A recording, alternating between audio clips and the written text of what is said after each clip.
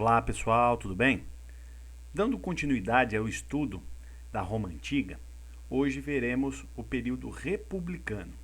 Lembrando aí que podemos fazer uma periodização bastante política da história de Roma.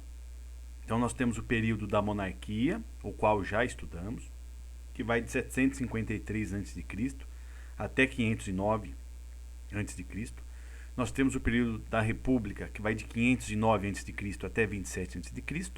E depois estudaremos o período imperial, o período do Império, que vai de 27 a.C. até 476 depois de Cristo, quando temos aí a queda do Império Romano.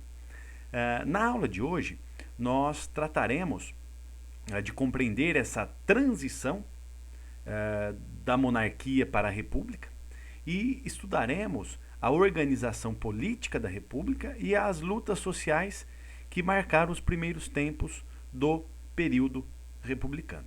Então vale ressaltar que logo após aquele período da monarquia, no qual alguns dos reis pretendiam e buscavam ter poder absoluto, ter todo o poder em suas mãos, foi sendo gestada na sociedade romana uma cultura política na qual o poder deveria, de alguma maneira, ser partilhado. E esse poder partilhado, no fundo, é um poder partilhado entre os patrícios. Então aqui eu quero que vocês percebam que, apesar de se transformar a organização política da monarquia para a república, o poder que antes pertencia a um rei, agora ele é partilhado, mas não é partilhado entre todas as camadas da sociedade romana. Muito pelo contrário, ele tem um caráter oligárquico, ou seja, um governo de poucos. Quem são esses poucos? Os patrícios. Então, o segmento social que se apropria do poder político na república são os patrícios. O Senado, ele sai fortalecido, o Senado que é o Conselho dos Anciãos, e no fundo o Senado busca evitar que o poder vá para a plebe, caia nas mãos dos plebeus, ou que caia na mão de um rei. Então o Senado faz esse jogo político. O Senado sai fortalecido e passa a ter um papel importantíssimo durante a República Romana.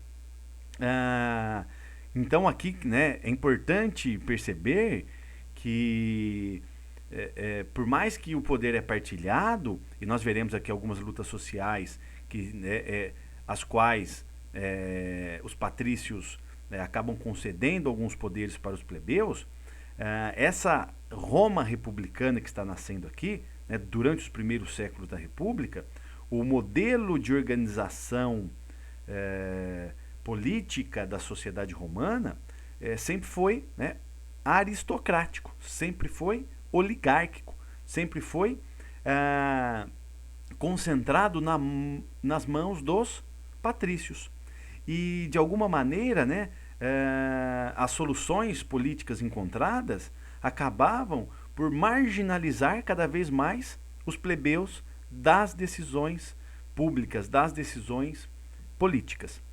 Nesse sentido, a organização política da República concentra o poder na mão desse segmento social que são os patrícios, que são vamos dizer, aqueles bem-nascidos, são representantes aí, vamos dizer, da elite romana.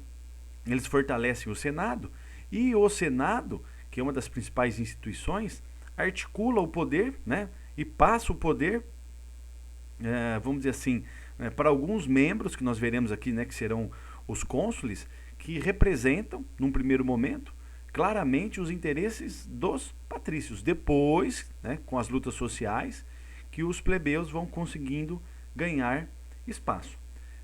Então, na República Romana, que vai aí do século 6 a.C. até o século 1 a.C., o Senado ele é dominado pelos patrícios e vai se transformando, ele acaba se transformando no centro do poder. Os plebeus, marginalizados, nós veremos como, né, como os plebeus resistirão, né, como que os plebeus eles irão se articular, irão lutar para garantir direitos de participação, né, nessa máquina política que está sendo montada aí nessa fase republicana do mundo romano, beleza?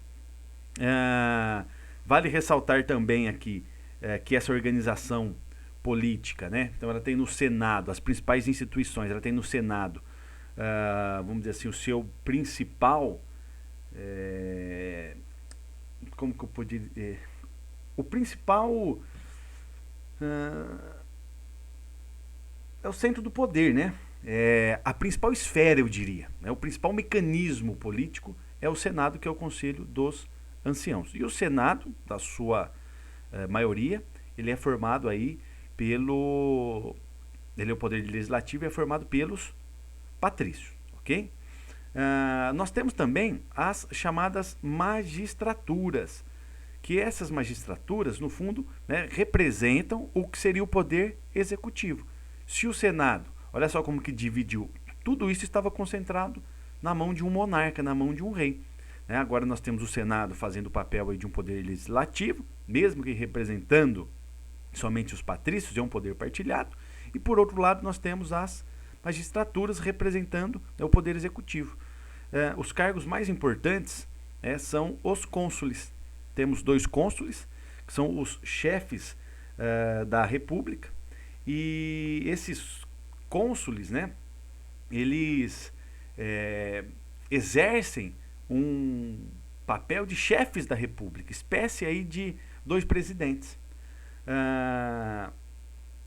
No lugar do rei, então, né, foram colocados 2 cônsules que eram eleitos aí pelo Senado, e em caso de perigo grave, os 2 cônsules nomeavam um ditador que por alguns meses, né, no máximo 6 meses, estariam investidos de poderes absolutos. Mas, passado esse perigo, o poder voltaria aí para o Senado e para os cônsules.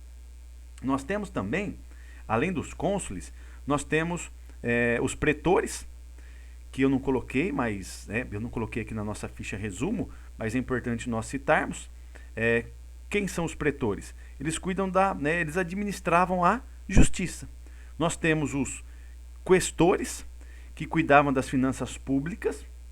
Nós temos os edis, né, que cuidavam, podemos dizer assim, de uma administração mais local. E nós temos os censores, né, que cuidavam do recenseamento da população e acabavam também zelando aí pela moral. Nós temos também algumas assembleias, né, a Assembleia Centuriata e a Assembleia Curiata, que votavam e davam aplicabilidade a essas leis.